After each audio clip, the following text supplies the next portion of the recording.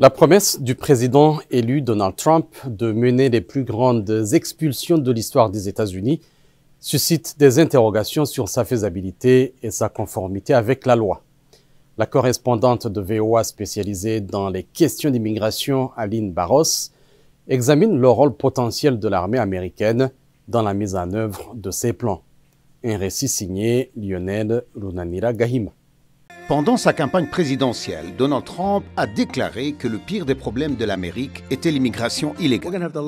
Nous allons avoir la plus grande expulsion de l'histoire. Je ne suis pas fier de le dire non plus, mais c'est une chose difficile à faire. Après sa victoire électorale, Donald Trump a publié un message sur les réseaux sociaux dans lequel il dit vouloir déclarer une urgence nationale et déployer des troupes pour aider à ces expulsions.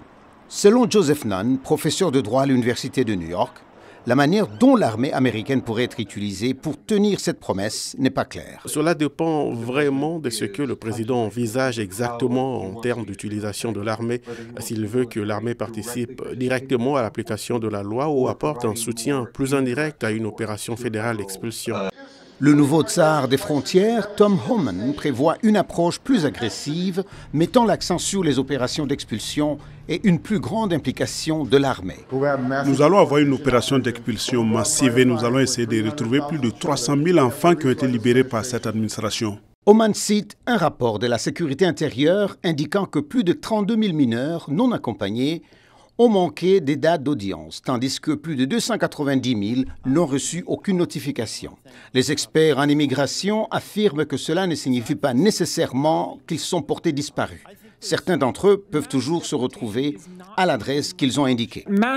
L'expulsion massive n'est pas la seule option. Les congrès pourraient plutôt créer une nouvelle voie vers un statut légal permanent permettant aux nombreuses personnes vivant déjà ici de déposer une demande, de se soumettre à une vérification de leurs antécédents, de payer une taxe et de mettre leurs papiers en ordre. La commission judiciaire du Sénat a discuté cette semaine des défis posés par les expulsions massives, les démocrates estimant qu'elles pourraient nuire à l'économie. Le fait est qu'il y a des millions d'immigrés sans papier qui vivent aux États-Unis aujourd'hui et qui travaillent dans des secteurs essentiels à notre économie. Et les républicains mettent l'accent sur l'état de droit.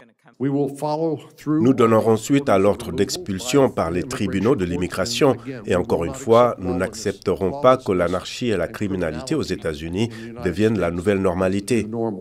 Les lois fédérales limitent l'implication de l'armée dans le maintien de l'ordre civil sans l'approbation du Congrès, mais des pouvoirs non urgents permettraient au président de déployer des troupes pour fournir un soutien logistique.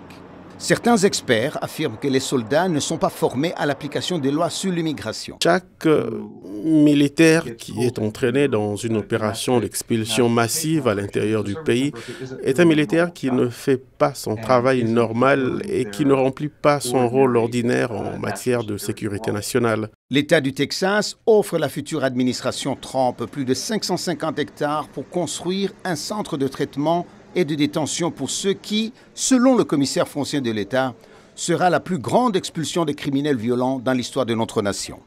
Les plans d'expulsion massive de Donald Trump suscitent un vif débat entre légalité, faisabilité et impact, tandis que certains prônent la fermeté, d'autres plaident pour des alternatives législatives favorisant l'intégration, reflétant ainsi les tensions profondes autour de la politique migratoire américaine.